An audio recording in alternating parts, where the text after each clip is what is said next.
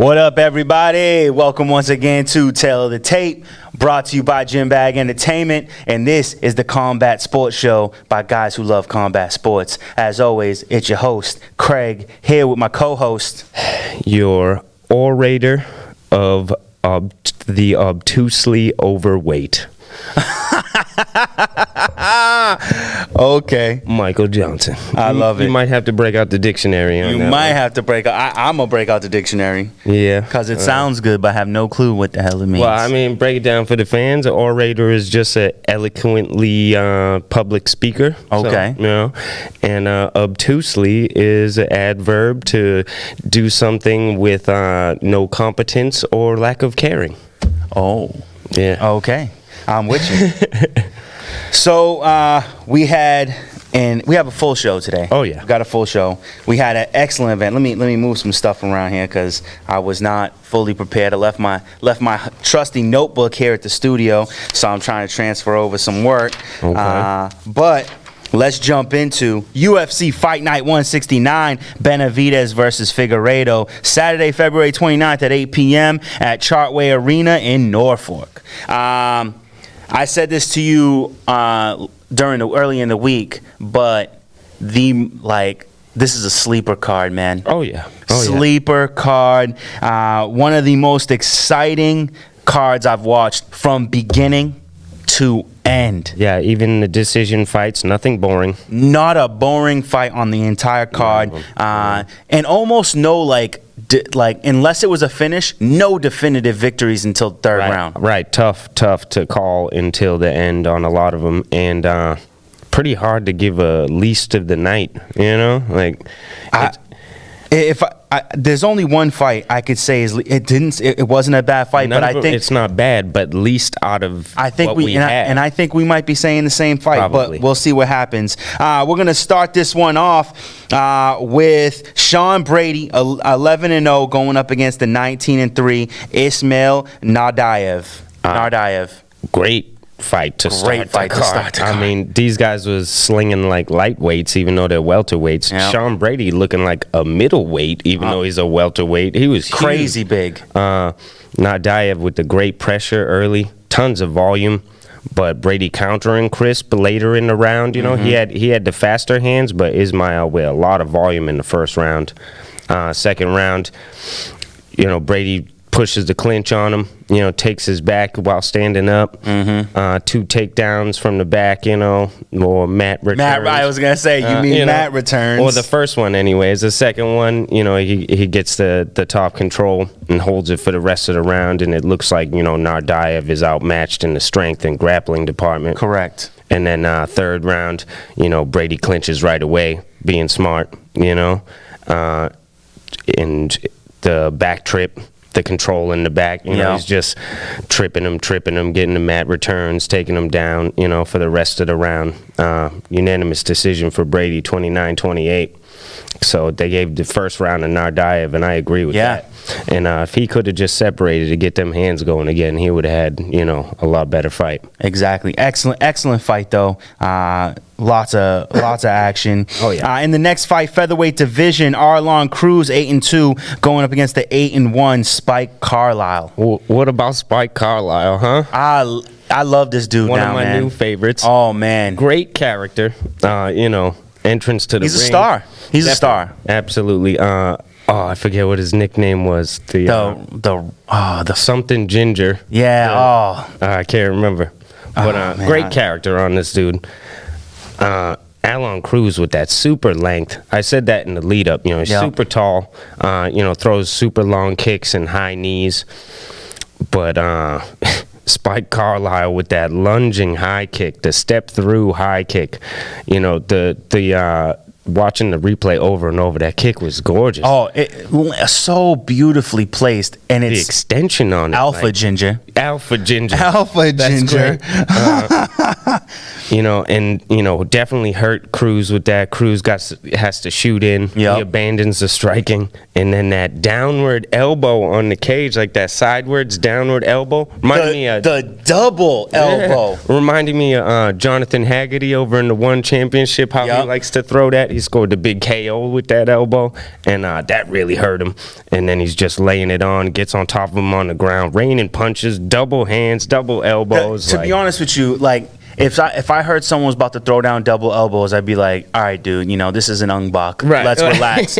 But when he lands them, bro, he comes in sharp and lands like right on the neck. And it's a great technique. It's not a 12-6 because he's coming in from the sides. You know what I mean? And the laugh while Bruce Buffer's announcing his name. Did you hear that? No, I did not. He had like a little crazy maniacal laugh. Dude's out there, and he's great.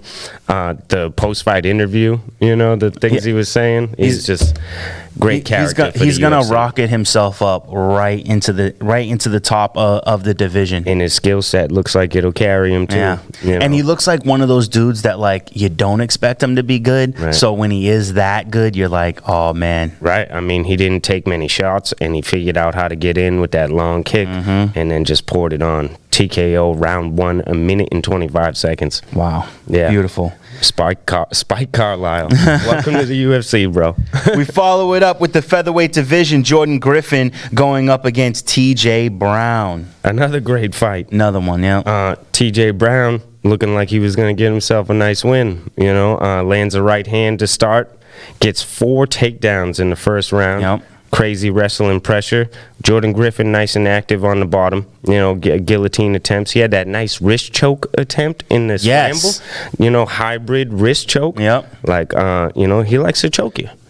He does like to choke you. And it was the crazy thing about it is as soon as he puts it on, it's like, oh, well, that was a waste of time. He's going to get out of that. And then like you realize it's super tight. You see him grimace, and it's like, that looks like it hurts.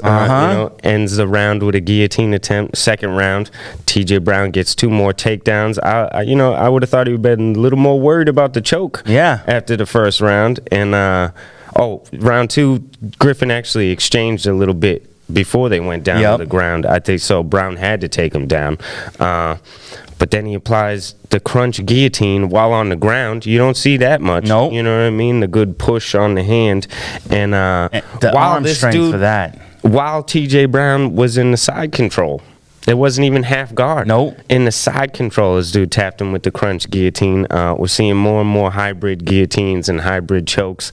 Fantastic choke by Jordan Griffin. Round 2, 3 minutes, 38 seconds in. And that's like the thing I love about that fight is it was just like the dude was showing you like that. Like, he's the type of fighter who's going to find a way to win. He was not winning that fight. No, he wasn't. He was not winning. He was at the disadvantage, and from a disadvantaged position, put this dude not first in danger and then in a finishing position. Yeah, and goes away with a stack of cash, too. Performance of the night.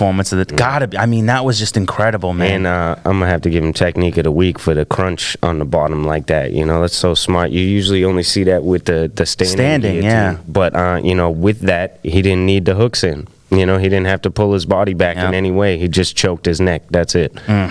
Great job. Tough one. All right, and then we have in the lightweight division, Luis Pena 7-2 going up against the 6-0 Alex. Is it Alex Munoz or Steve Garcia? Steve Garcia Jr. Yep. Yeah.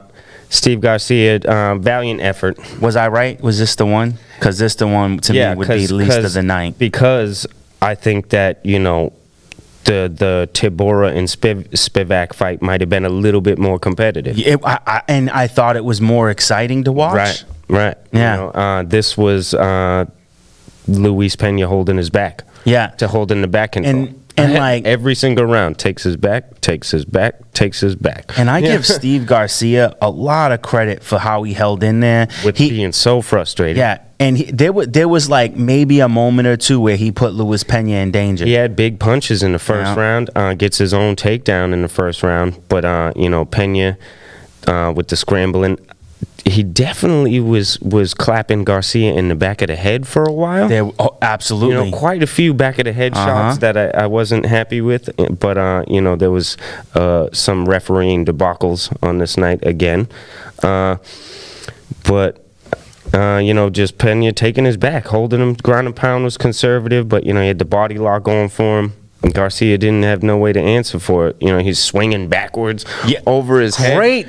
Like, that was some serious power swinging behind your head. Some of the back elbows were fantastic. Some of the back hammer fists, he was trying to do something. Yep. He couldn't get out of the position. He couldn't break the body lock. Garcia. I kept trying to tell, I'm screaming, like, roll to the foot. You know what I mean? The side that he has the lock on, the body lock, roll to it, then you'll have your chance to escape. But, maybe he's not on that level yet. Yeah.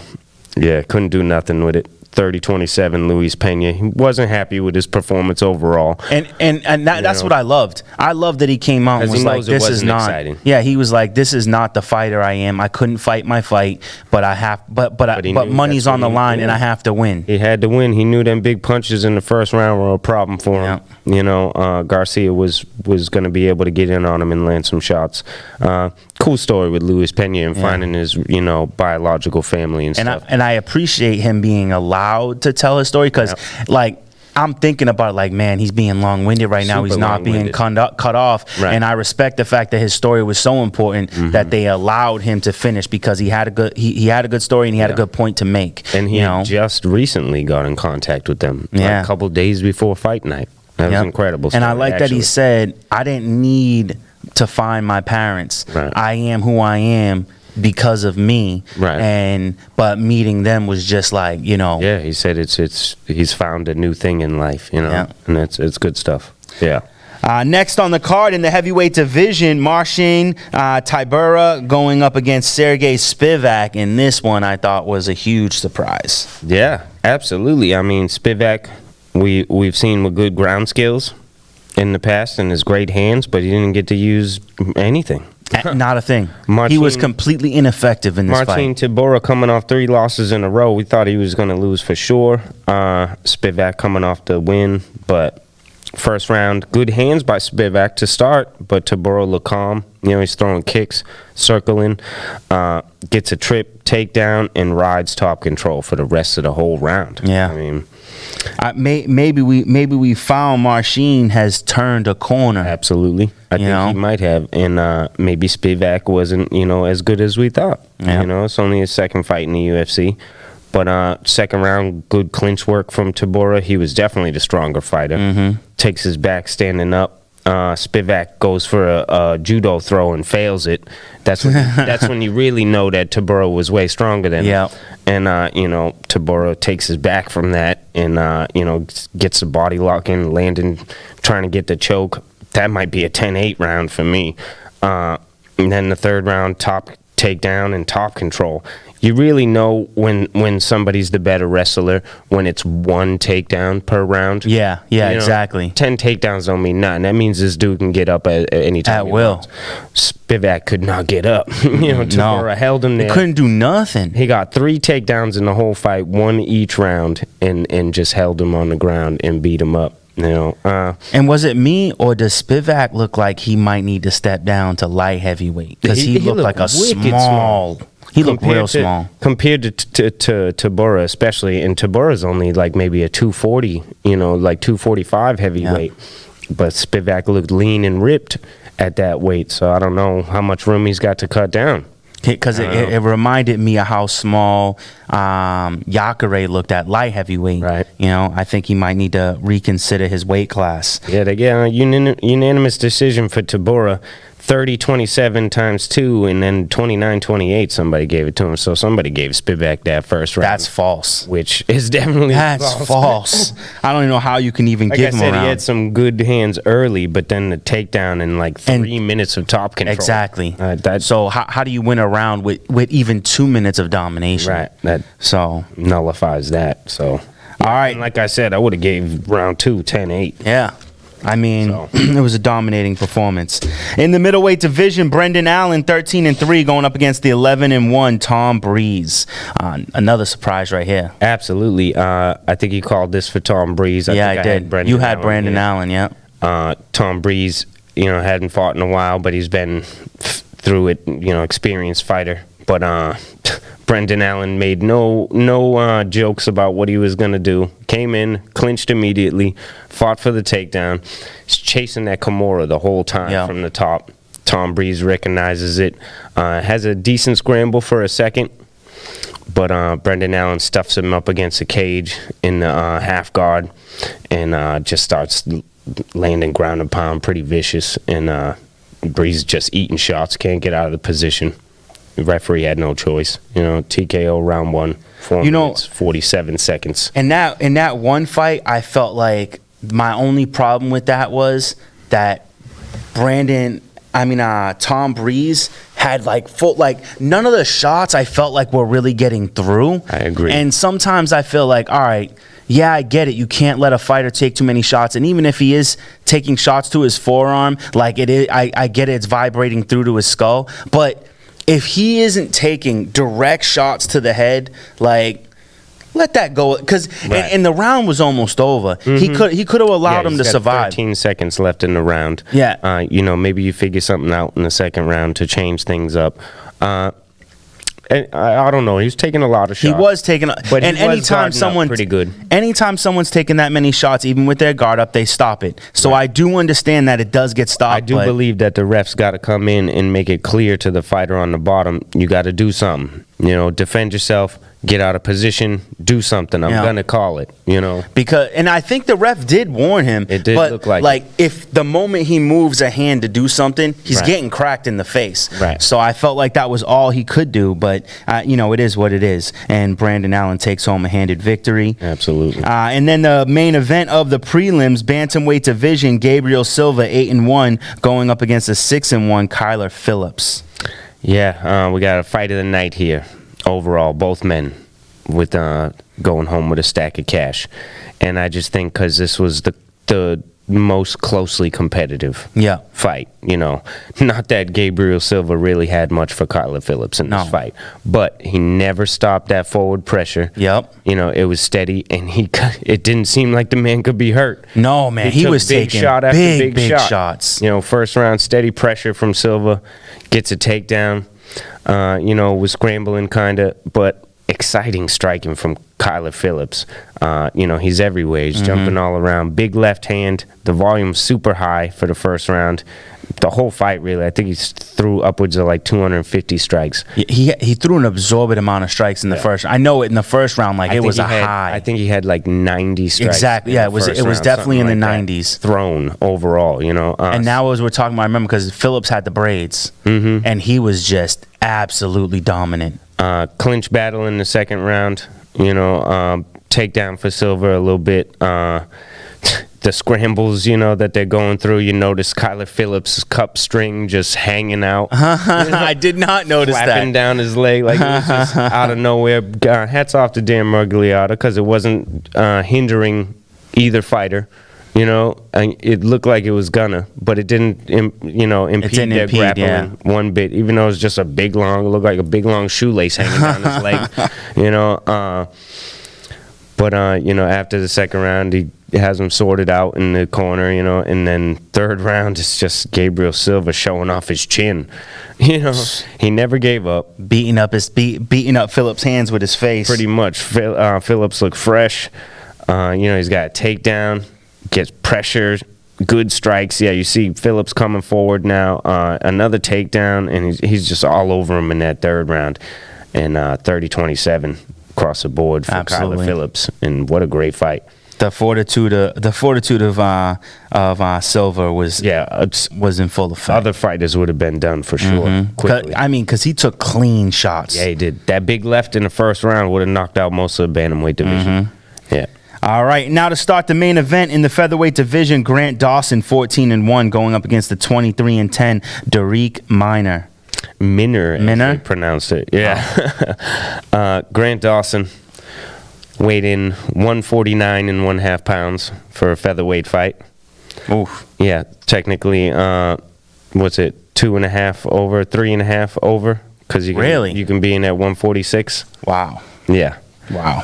I didn't realize he missed weight. Yep. Well, if you ain't in the main event, that flies under the radar. Yeah. For some reason, But yeah, same goes for him. Obtusely overweight. Wow.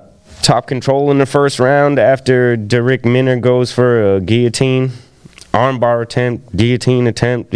From one to the next on the ground. Dawson winds up on top in the scrambles, gets like 3 minutes of top control, goes for a choke at the last second of the first round. Second round, instant takedown, instant mount, rear naked choke on the chin of Minner, but squeezed it plenty hard enough quickly, and he tapped quick. Yeah, he did.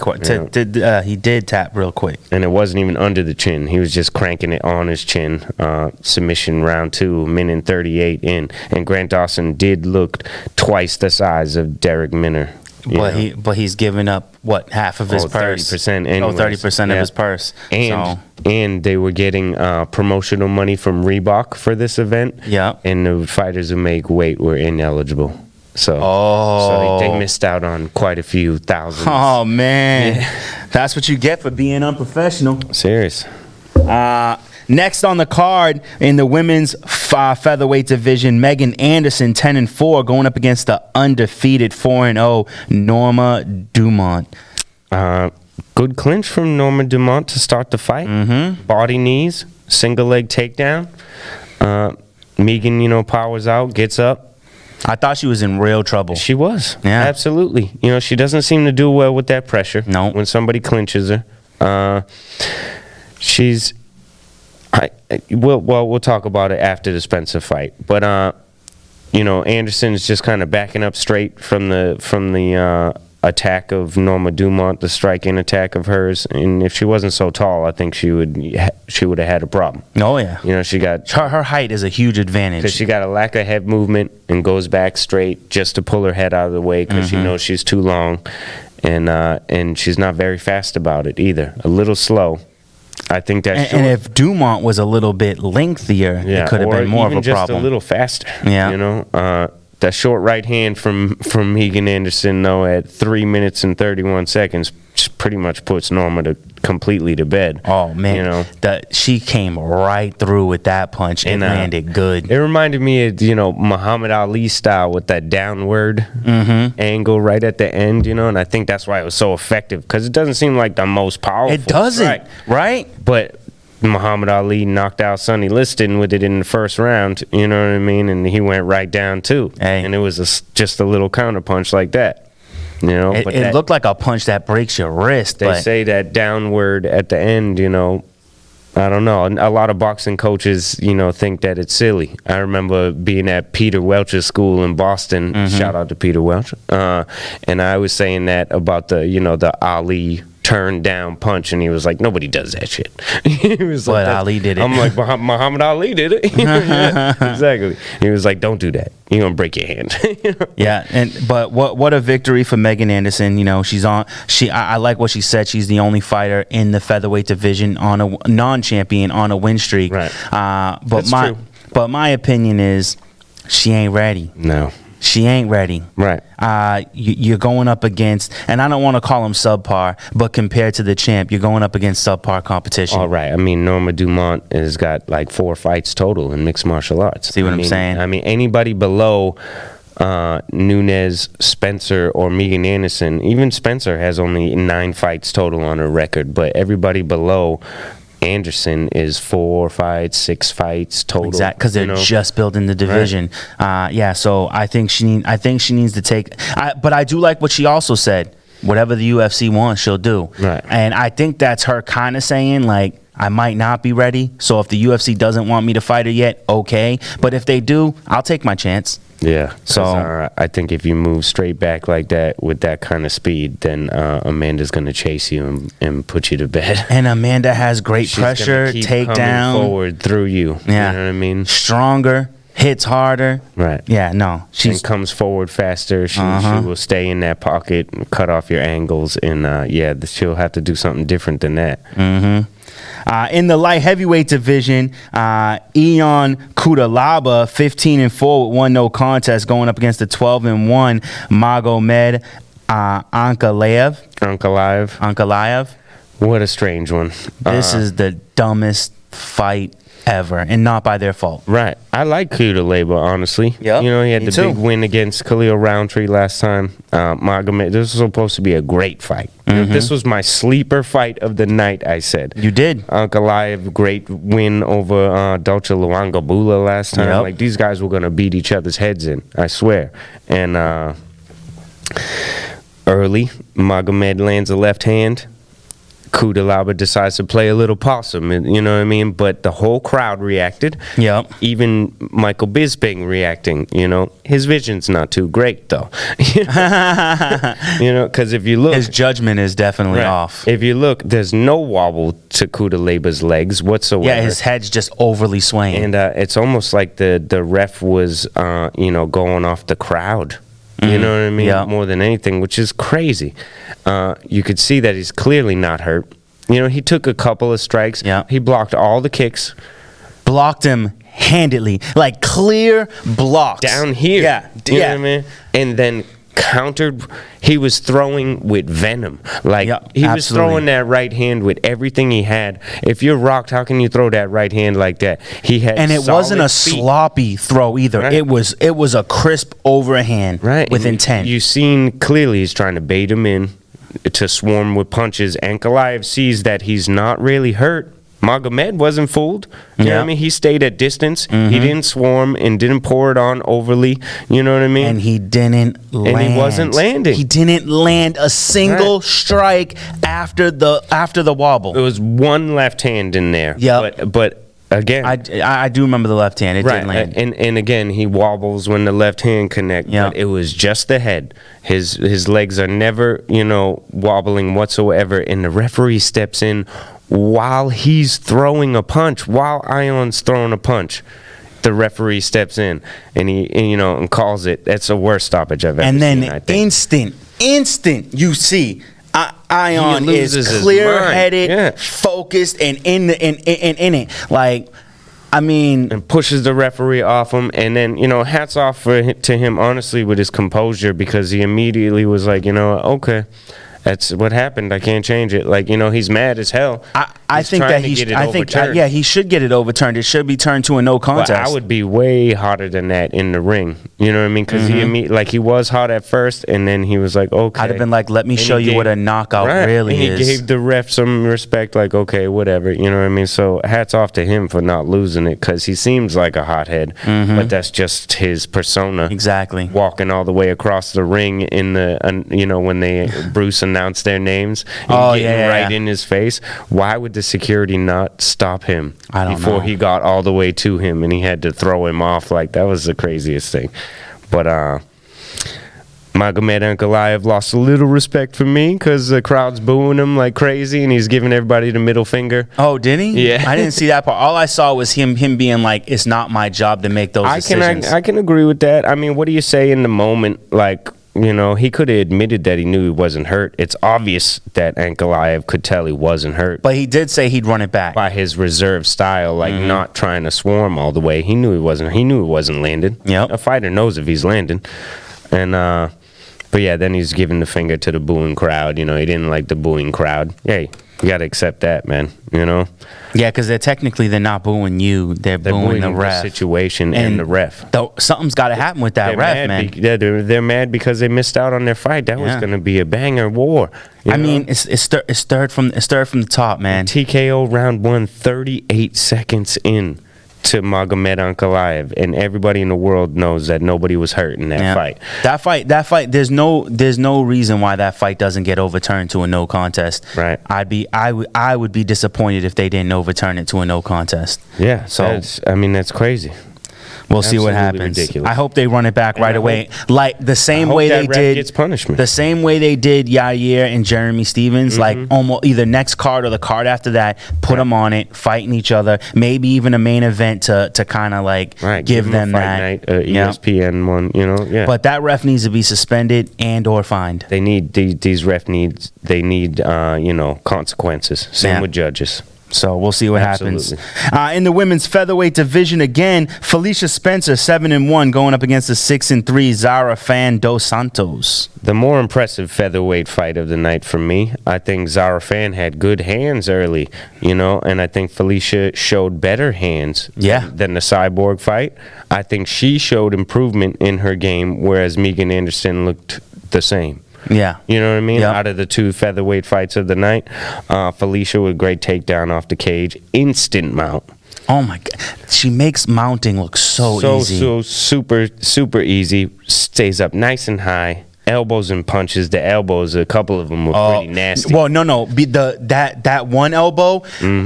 Zara's face said it all. She was composed and blocking. She gets hit and she was like, oh, and she turned. And the lack of defense after that, just turtling. And the grimace on her face. Good ref there. But TKO round 1, 3 minutes and 37 seconds in, and for me, I think Felicia Spencer is the clear contender for.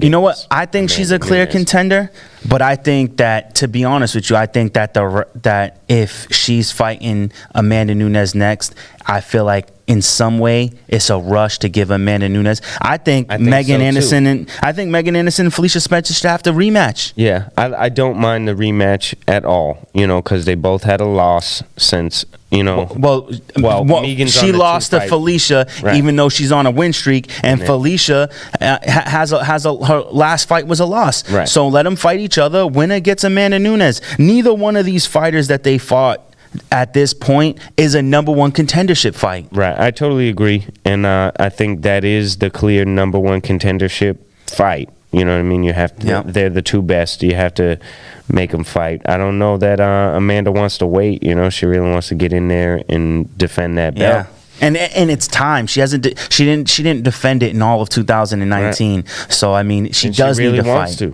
She wants to be different than all these champs. She doesn't want to be, I secured 2 belts. She wants to be defending both exactly. belts.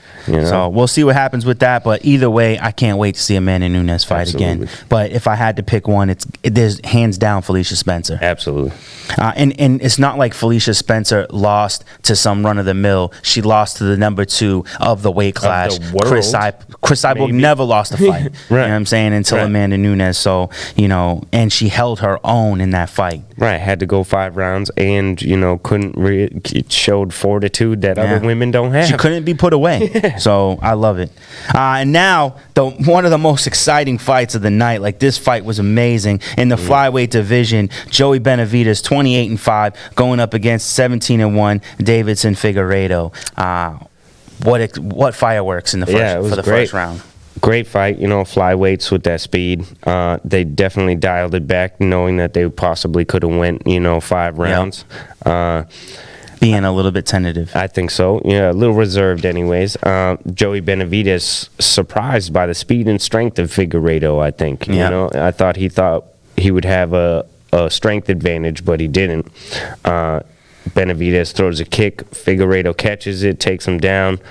The armbar was close in the first round. The armbar was on. I mean, that just shows Joey Benavidez is he has great scramble, right, because most people would have had a broken arm or been tapping. The pressure from Figueiredo was heavy, especially after that when they get back up. Joe had a couple of good flurries. Tough round to decide.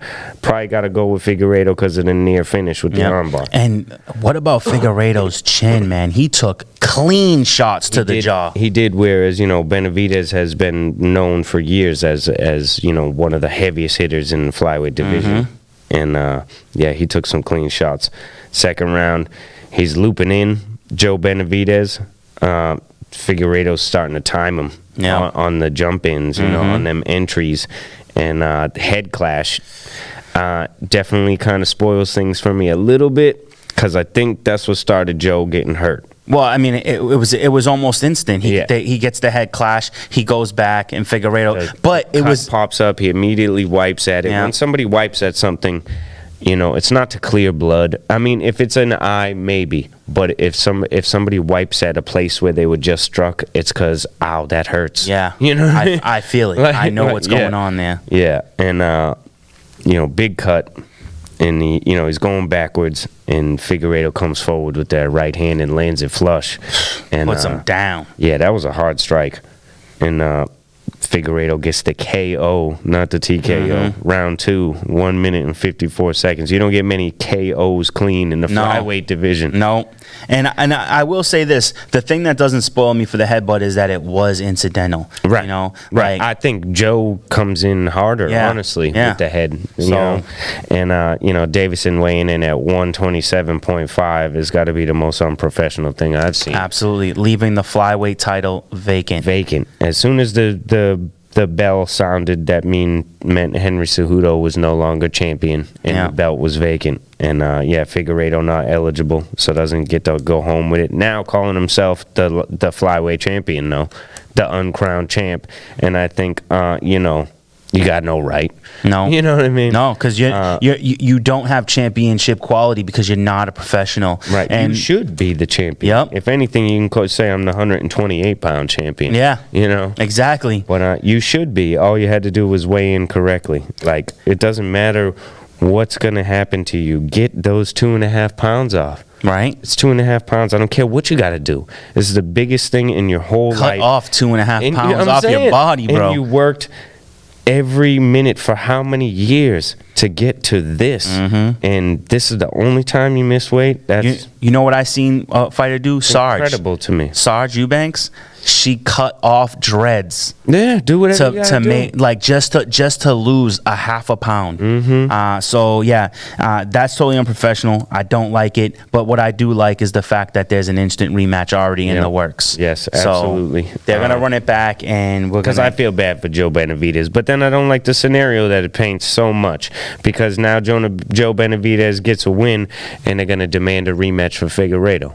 Yeah. You know what I mean? Unless Figueiredo wins, then that's it. And then Joe Benavidez should bow into the sunset, probably. Yeah, go to Bellator or something. Right. Maybe even one. I don't know. Nah, he can't go to one because I feel bad Demetrius is there. Yeah, I feel bad with the. Well, if he goes over to one, Demetrius went up to 135. Okay. Because he's fighting in flyweight in one, which is 135. Figueiredo said it best: always a bridesmaid, never a bride for Joey Benavidez. But hey, at least you're married to Megan O'Leary. Yeah. So there's that. All right, let's go on to this next match. We got some stuff to get through. ONE FC, King of the Jungle. We got the prime card starting off with the strawweight division. Tiffany Te'o versus Ayaka Miura. Yeah, Ayaka Miura. She's all grapple, wanting to just get a hold of the arm the whole time. She got a takedown in the first round, got a deep arm triangle, and Te'o survives, gets out. Then she was just beating her, picking her shots. Ayaka just gassed out. But I want to say, this dude, Olivier Coste, is the best ref in mixed martial arts. Yeah. I love this dude in the ONE Championship. Round 2, Teo's beating on her on ground and pound. He comes in when he hears the clap for the 10 seconds, he's right there while she's throwing shots, and the bell goes, and she's loaded up to throw another shots, and he blocked it. Yeah, because it was after the bell. Yeah. Not to hurt her in any way. Yeah, he just put his hand in front of her arm. Nice. Yeah. That's awesome. And the more I see him, the more I like him. He's awesome. Dope. Te'o with the ground and pound, and the shots on the feet, gets a unanimous decision there. Oh, no, she gets a TKO, in round 3 with 20 seconds left. Wow. Because they had the no crowd because of the coronavirus. And she was beating on her body, actually, while she was just holding on to the single leg. And you could hear her after every body shot, like, when she was hitting her. You could hear her reacting to the body shots. Yeah, it was a weird event like that. All right, in the welterweight division, Yoshihiro Akiyama versus Sharif Mohammed. Oh, man. We thought that Sharif would get it, considering Yoshihiro Akiyama's 48. Yeah. But Sharif knocks him down early with a right hand, and then he's overly aggressive chasing him. Yep. Akiyama lands a step back right hand, and this dude does a floppy chicken dance to the canvas face first. And wow. Akiyama with a knockout. Round 1, 3 minutes and 11 seconds in. Awesome. I want to see that one. It was good. I didn't get to watch this event. I never had time. In the lightweight division, Amir Khan versus Kimihiro Ito. Kimihiro Ito with a great fight here. Grappling pressure. Gets a takedown of Khan. Gets right to the mount. Khan got a turn, gets a rear naked choke. It's a little hybrid because he's got a little bit on the side. Round 1, 1 minute and 41 seconds. Submission win for Ito. Wow. Yeah, dusted him. Is this straw Muay Thai? This is strawweight. Strawweight Muay Thai Championship. Sam A. Gayang Hadao versus Rocky Ogden. Yeah, Rocky Ogden, young kids, got plenty of years. He fought a great fight, just severely outclassed, experience-wise. Yeah, exactly. Sam A's been around, for over 400 fights. Calm striking clinic. Power left roundhouse, straight left hand, incredible head movement and evasion. Ogden had a great fight. He was never gassed. He was never, out of it. He was always dangerous. Could have landed something at any time. Yep. And, there was just a huge experience gap. And there's going to be big things for Rocky Ogden in the future for sure. He's only in his young 20s, but Sam A. with a clinic. I mean, lifting his leg over the leg kicks instead of checking, like Ogden throwing high kicks, and this dude just hands down pulling his head back on matrix status. You know what I mean? Like, that's dope. So calm. You know what I mean? And he would just... True champion. Yeah, and Ogden would come in and fire, and he would move and then pop him back. Like, yeah, it was impressive. Wow. Yeah, unanimous decision. Maybe I'll watch this card tonight. In the atom weight, kickboxing world champion Stamp Fairtex going up against Janet Todd. Very, very close 5-round war here. And Janet Todd getting a split decision, shocking everybody. Really? Stan Fairtex, nobody thought she was going to be losing for who knows how long in her life. Power leg kicks from Stamp, but she missed too many punches. Todd with great head movement. She had a great left high kick to keep the distance and great combinations. Super, super close, but I got to say Janet Todd did just a little better. Wow. Stamp wants an immediate rematch, obviously. Of course. I mean, she just lost her belt. She deserves an immediate rematch for what she's been doing. Yeah. All right. Now we have the pay-per-view you've all been waiting for. This is going to be an exciting event. UFC 248, Adesanya versus Romero. Saturday. I don't have the date information in front of me, but it's this Saturday, 10 p.m. for the main event. And I don't know where it's going to be because I didn't write it down. Is it in Las Vegas? I believe it's a Vegas one. Yes, it is Vegas, and it's this Saturday the 7th, I believe. Saturday the 7th. Yes. All right. And we start the fight off in the bantamweight division. Dana Batgirl. I don't know. Never heard it said out loud. Decision loss in the debut. Oh, wait. Oh, sorry. Batgirl 6-2 versus 8-4. Guido Canetti. Guido Canetti. I like that. Canetti. Yeah, I know. That's very Italian. Bantamweights, Dana, Batgirl, yeah, whatever. Decision lost in debut versus Haley Alatang. Remember that weird name, dude? Guido Canetti, 2-3 in the UFC. Decision win versus Diego Rivas, then submission loss to Chito Vera last. But Chito Vera is on his way up. Marlon Vera, I love that dude. 2-3. I gotta go with Dana. I gotta agree with you on that one. And next in the early prelims, and I'm gonna call him this from now on, Jigga Chickadaisy 8-2 going up against the 17-4 Jamal Emirs. Giga Chikadze. I'm calling him Jigga. Okay, I'm cool with that. Split decision win in his debut versus Brandon Davis and canceled his last bout due to injury. Jamal Emmers lost on the Contender in 2018, 4 in a row by finish sense on the regional circuit. Okay. I gotta go with Chickadaisy. Yeah, I think I'm gonna go with Jigga. And then the main event of the early prelims, Emily Whitemare 4-3 going up against the 10-4 Polyana Viana. I like Emily Whitmire. She was on the Ultimate Fighter 26, 2-1 in the UFC, submission win against Alexandra Albu, and then a submission loss versus Amanda Hebos last. Amanda Hebos, up and comer though. Polyana Viana 1-3 in the UFC. I think they keep her around because her ground game is so top notch. Yeah. She got a win versus Maya Stevenson, and then decision losses versus J.J. Aldrich and Hannah Cyphers in a round 1 submission loss versus Veronica Macedo last. So, Emily Whitmire it is. Whitmire, for sure. Whitmire, yes. To start the prelims, we have a good one. Gerald Meerschaert, 29-12, going up against the 6-1 Deron Winn. Deron Winn making his way back to the octagon. Yeah, 1-1 for Deron Winn in the UFC. Decision win versus Spice Lee. And then a decision loss versus Darren Stewart. Guy who looks just like Tyron Woodley, but he's from London. Yep. Yeah. And Gerald Meerschaert 4-4 in the UFC. Submission win versus Trevin Giles, and then a decision loss versus Eric Anders, and Anders' nice comeback win there. I like Deron Winn. I definitely think so too. Meerschaert's really good on the ground though, and Deron, we know he wants to take him down. Yeah. But I think Deron can do it. And Deron Winn is one of Daniel Cormier's proteges, so I like that. He's just about like that tall though. Yeah, exactly. He's a little dude. No offense, bro. Then we have in the middleweight division, Rodolfo Vieira, 6-0, going up against the 9-2 Saparbeg Safarov. Yeah, that's as good as I would have done. Yeah. Rodolfo, whichever, 1-0 in the UFC.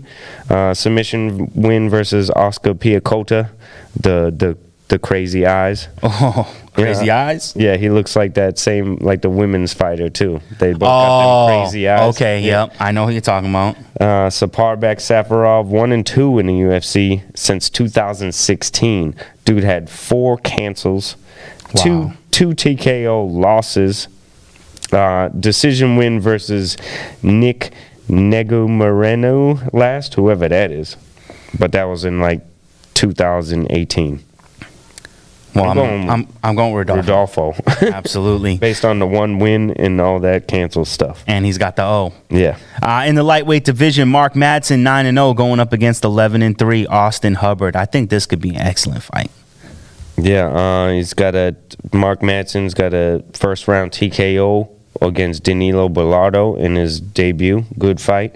Austin Hubert 1-1 in the UFC. Decision loss versus Davi Ramos, and decision win versus Kyle Prepolek last time. And the main event of the prelims. Oh, yeah, Madsen, of course. Madsen for sure. Sean O'Malley making his return after his short suspension. 10-0, going up against the 8-3 Jose Alberto Quinones. Yeah, O'Malley contender. He's got 2-0 in the UFC. Terrion Ware and Andre Sokomthoth. He's got the 6-month suspension for the Osterine, and then they gave him a second test, and he still had traces of it, and I think they hit him with a second 6-month. Really? Yeah, if I'm not mistaken, I think he's been out a year. Wow. But the second test was definitely, they even said it was probably residual from the last one. Yeah. But they got to give it to him. Either way, don't be taking Osterine, bro.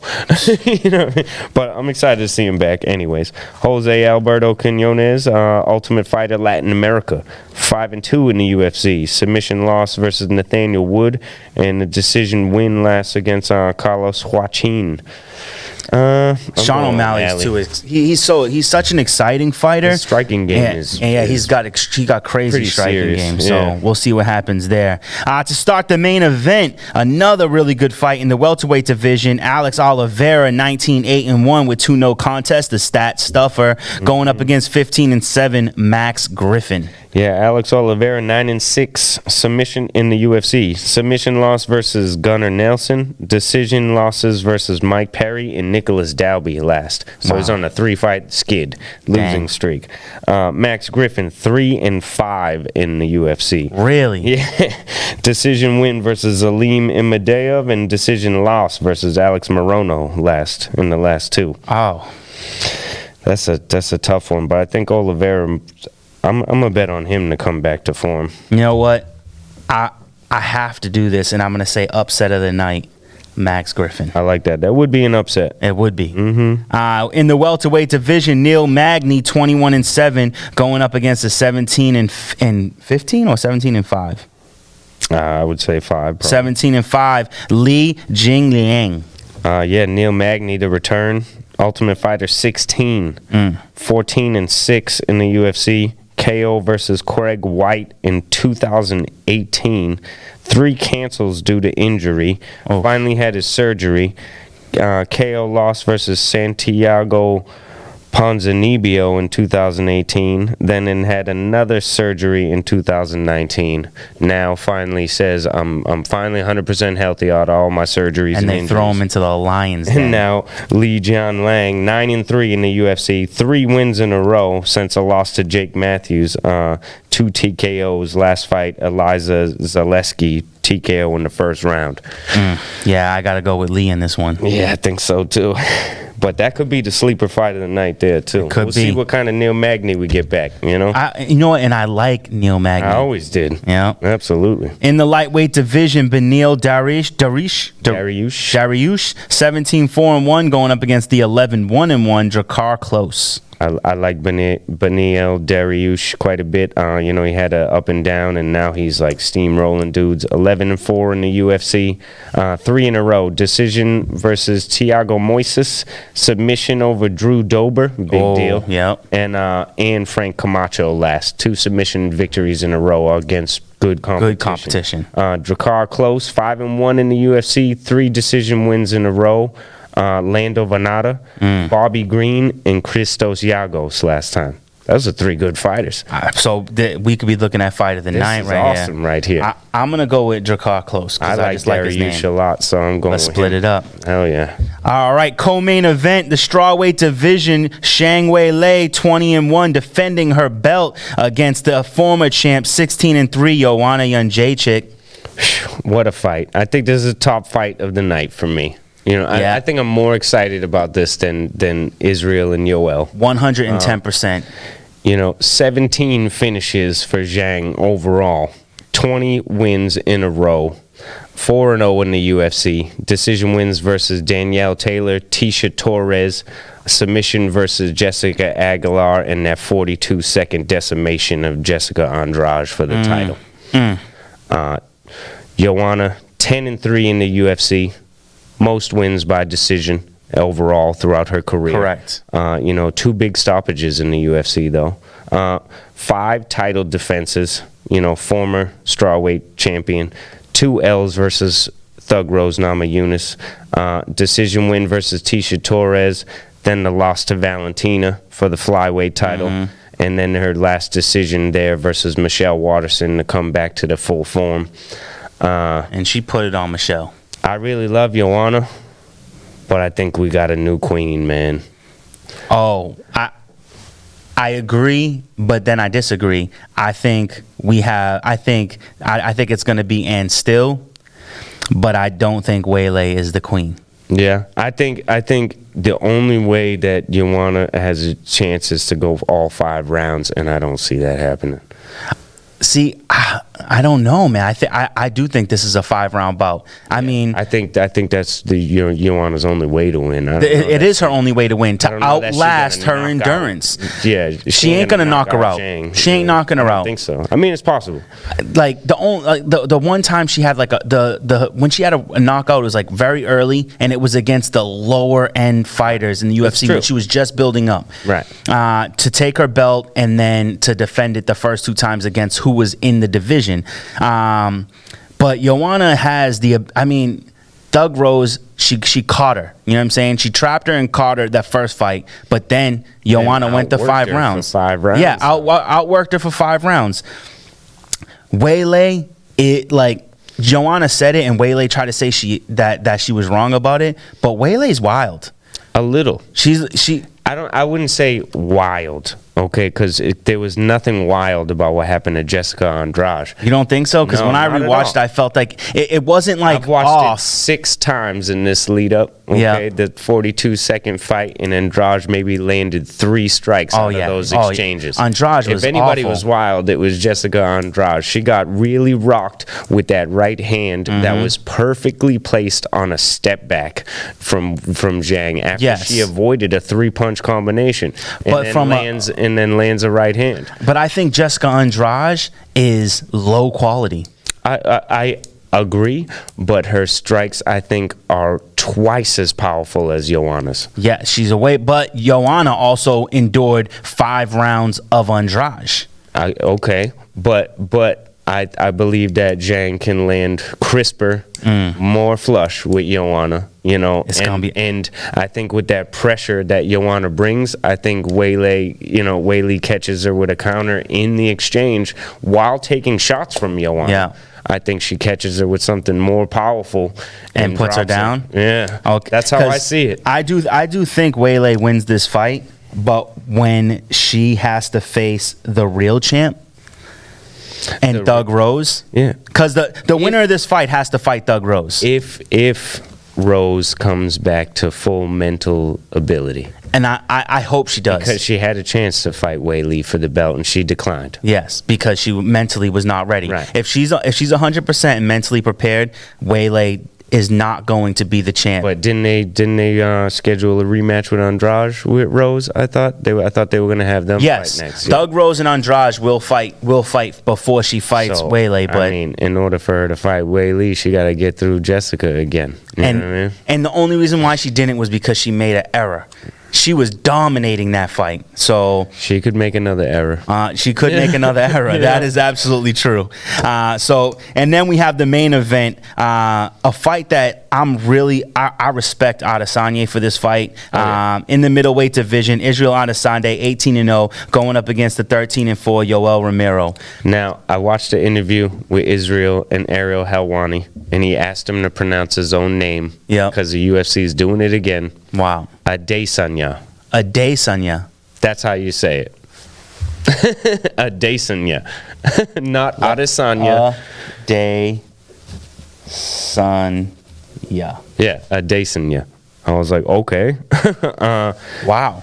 12 finishes by TKO for Israel out of his 18 fights. 4-0 in the UFC. TKO versus Brunson, Silva decision, Gastelum decision for the interim title, Whitaker KO. Speed, accuracy, timing, and poise, and improvisation of strikes is his best weapons. Yoel Romero, 9-3 in the UFC. Decision loss versus Robert Whitaker, KO versus Rockhold. A cancel in there. Decision loss versus Robert Whitaker again. Decision loss versus Paulo Costa. And that somehow gets you a title shot, but it's okay. I mean, his only 3 losses are twice to the champ and 1 to the number 1 contender. I'm over it. He is arguably one of the most dangerous men in the UFC. Absolutely. I think these things that I'm about to say, that there might not be anybody above him, and the man's 42 years old. Is he really? Athleticism, explosive power, and the ability to wrestle. I mean, high-level wrestling. Like, maybe Daniel Cormier can wrestle better than him, or John Jones, but, besides that, and who's more athletic? Even guys in their 20s. Not doing what Yoel can. No. And explosive power, it comes from nowhere. You know what I mean? And it'll be so calm, and then all of a sudden, boom. So and he also has this kind of pawsomeness to him, like he's just like, and then he just comes at you. And Israel, super experienced too, compared to in mixed martial arts, compared to Israel. Yep. And knows how to play every trick in every game that you can to get an advantage in mixed martial arts. Absolutely. And Israel he doesn't have to take this fight. He could have been like, no, let him win a real fight. Let him beat somebody with a name like Jarrett Cannonier, and then or even say I'll fight Jarrett Cannonier, right? Or Darren Till. After Till beats Gastelum the way he does, I wouldn't have been surprised if it was him in Adesanya. Adesanya just sounds so much better. It's going to take a while. Adesanya. Israel Adesanya. He said it from his own mouth. Yeah, exactly. So I respect him because he said he wants to fight the most dangerous men in the sport. And fighting Yoel Romero puts yourself in extreme danger because just like in any combat sport, it only takes one. And Yoel, the only time he's been knocked out was a Strikeforce fight. Where he was had way less experience, and he didn't even have a striking coach for that fight. So I don't know. I don't want to see Yoel win to the title coming off of them losses. I don't want to see Israel lose it after just getting it. And I think Israel can snipe him, and I want to see him do it. Yeah, I got to give it to Israel. All right, real quick, we don't got much time left, so let's just drop some knowledge on them in the news department real quick. Figueiredo Benavides rematch is looking to be in the books.